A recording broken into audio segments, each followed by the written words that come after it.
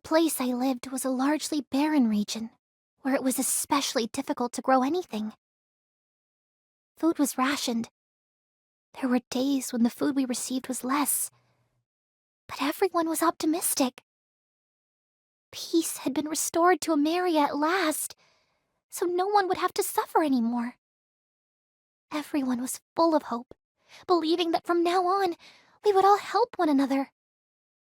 But as the rations we received slowly grew smaller and smaller, the atmosphere of the village began to change.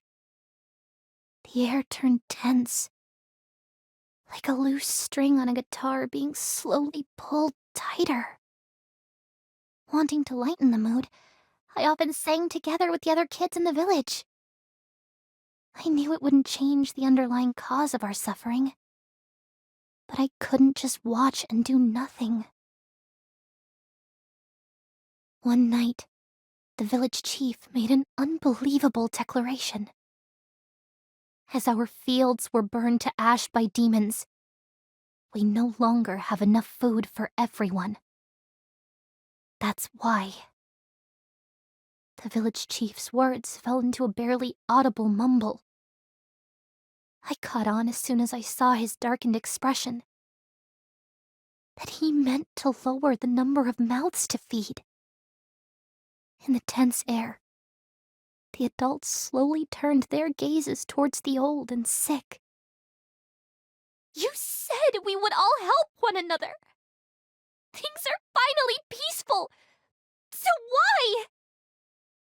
Then I'll go out and gather food myself.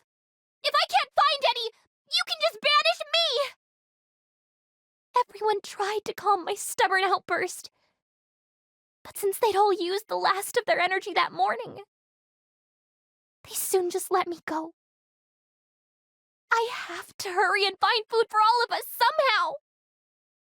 A few days had passed since I'd left the village, but I'd only managed to gather enough food for 2 people. This'll barely make a dent. I have to get more. But how? Maybe because I haven't eaten in 2 days, I can barely think. And I'm so hungry. If you're that hungry, why not just eat what you found? No!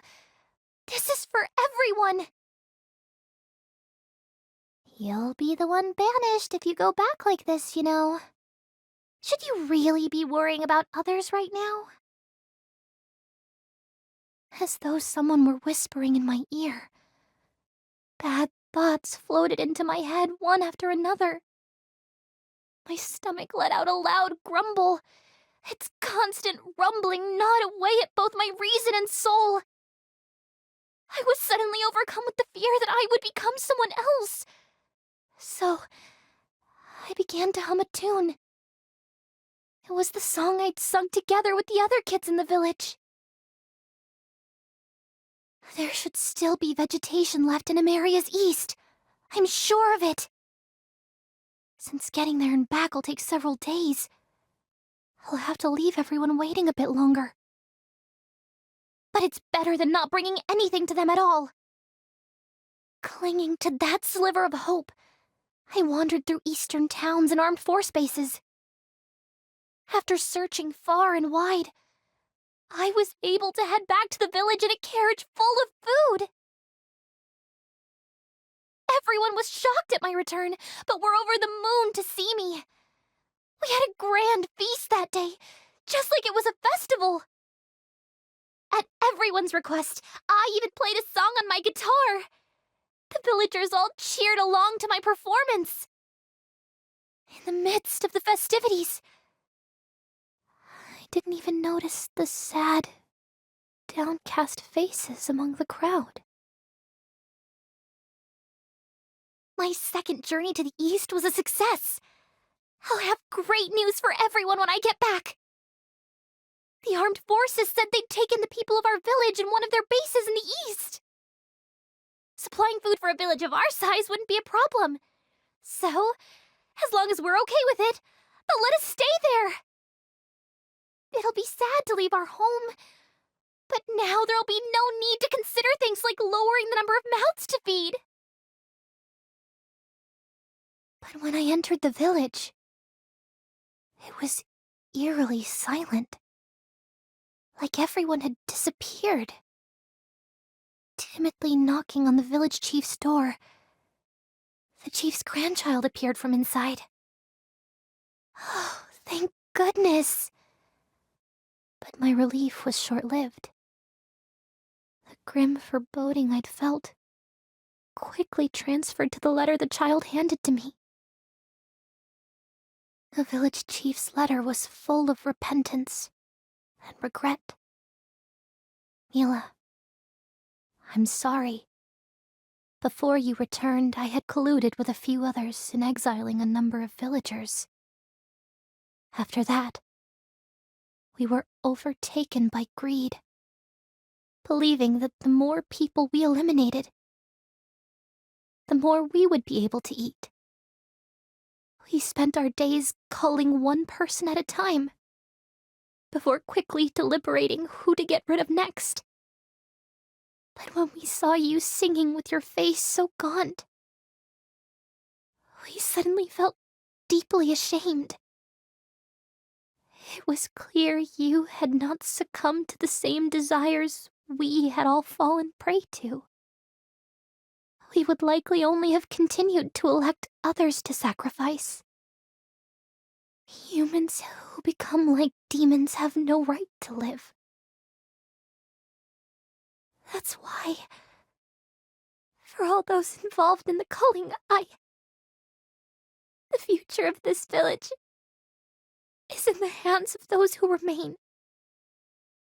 Please, make this world where no one needs to be sacrificed. The rest of the letter was illegible, so I couldn't read anymore. If I'd only come back sooner, I could have saved the chief and the others. If I was just a little faster. As I was overcome with regret for my own powerlessness, the remaining villagers gently comforted me.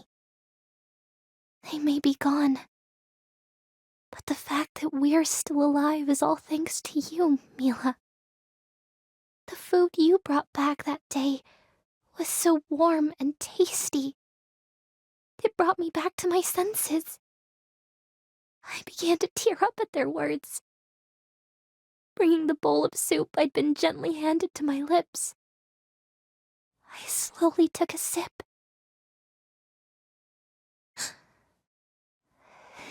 It's delicious. As tears flowed down my cheeks, I felt myself break into a smile. Even though peace has returned to the world, tragedy still remains. But there are things that can pull us out from the darkness. That's what I want to give people. Warm, delicious meals that soothe one's body and heart. I know the difference it makes is small. But when our bodies and hearts become full, the peaceful world we wished for will finally begin. That's why it's my goal. So I'll work hard for the day I can finally welcome a warm world, full of satisfied bellies and hearts.